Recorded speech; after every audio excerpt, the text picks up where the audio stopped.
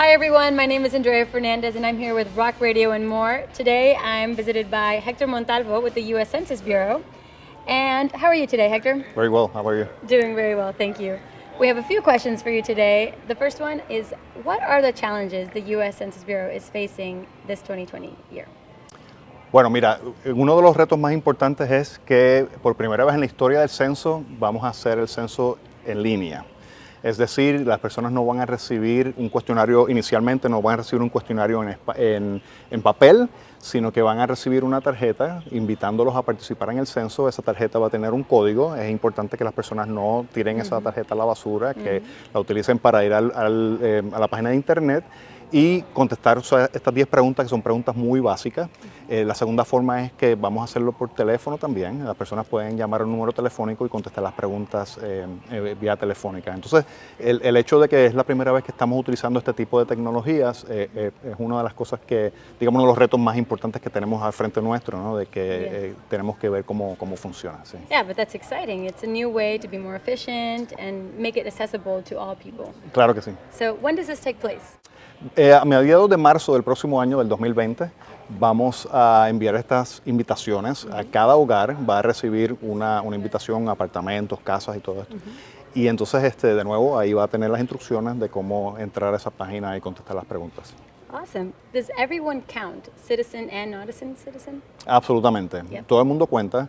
El censo está mandado en la Constitución de los Estados Unidos. La Constitución dice que cada 10 años hay que contar a todas las personas que viven en este país y realmente no importa el estatus legal de la persona en este país. Si está residiendo aquí en Estados Unidos o en cualquier territorio de Estados Unidos, el 1 de abril del 2020 esa persona debe ser contada. Wow. So, no matter your legal status, you can feel safe. Correcto, sí. Y la razón por la que las personas deben sentirse seguras es porque nosotros en el censo nosotros no podemos compartir información personal y confidencial con ninguna agencia de gobierno. Sí podemos proveer datos estadísticos, pero no proveemos ningún dato personal o confidencial. Esa información se mantiene en nuestra base de datos y no se comparte con ninguna agencia de gobierno. Hacemos un juramento de que eso no lo vamos a divulgar y podemos exponernos a ciertas penalidades si alguien del censo se arriesga a compartir información personal con cualquier otra agencia. Wow. And so how can someone know that it's an official representative at their door once it's their follow-up visit?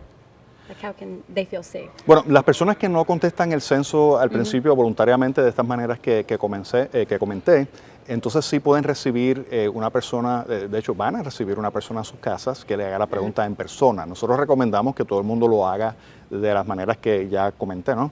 Pero si alguien no contesta por internet, por teléfono o en la forma en papel, que sí se va a enviar después de ciertos recordatorios para las personas que no tengan acceso a internet, por ejemplo, entonces sí comenzamos una operación distinta que es yendo casa por casa, tocando la puerta, y entonces ahí sí es que es muy importante que las personas sepan quién es una persona del censo y quién no. Y para eso, pues obviamente todas las personas del censo están identificados con una identificación como esta.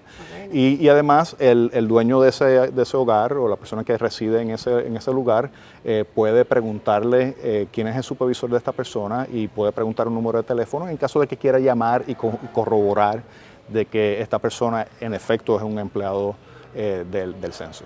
What are some efforts the U.S. Census is taking to address the diversity that's just with everything, and now we're seeing there's just so much more diversity, more ambiguity with like ethnicities and how people would kind of label themselves? Bueno, en realidad las preguntas que nosotros hacemos en términos de etnicidad, ese tipo de cosas, nosotros dejamos que la persona sea quien decida cuál es su raza y todo. Nosotros hay unas opciones que las personas pueden marcar en el formulario, pero en realidad es la persona que decide qué cosas marcar, y si encuentra que ahí no hay una categoría que lo describa, entonces la persona incluso puede escribir lo que la persona considere que es en términos de raza, etnicidad, ese tipo de cosas. Entonces, es un proceso que da la oportunidad para que cada persona se identifique como ellos entiendan que deben identificarse. Thank you so much for your time, Héctor. Is there anything else you think our audience should know? Bueno, es importante que sepan que nosotros no vamos a preguntar información, por ejemplo, como su número de seguro social, no vamos a preguntar información de cuentas bancarias, No vamos a pedir dinero, no vamos a preguntar nada sobre partidos políticos. Si alguien llega a su casa haciendo ese tipo de preguntas, no es un empleado del censo. Así que me gusta siempre mencionar eso para que sepan que la persona no solamente va a estar identificado, sino que solamente va a hacer las preguntas que están en el cuestionario. Well, thank you so much, Héctor. With Rock Radio and More, Andrea Fernández.